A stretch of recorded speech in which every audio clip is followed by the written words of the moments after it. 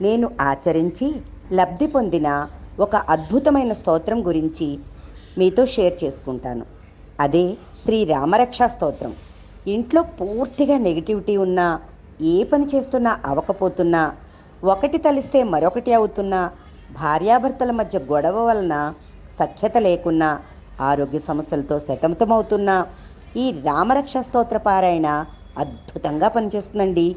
మన జాతకంలో ఏమైనా దోషాలు ఉన్నా, ప్రతికూల ఫలితాలు మనం అనుభవిస్తున్నా, ఎంత ప్రయత్నించినా విజయాలు లభించకపోయినా, ఈ రామరక్ష స్తోత్ర పారాయణం వలన సంకల్పంగా తీసుకుని ఎన్నిసార్లు వీలైతే అన్నిసార్లు, అంటే 3, 5, 11 అనుకుని 41 రోజులు కానీ, మీకు కుదిరినన్ని రోజులు కానీ చేస్తే మీ జీవితంలో వచ్చే మార్పులు మీరే గమనిస్తారు సుమండి.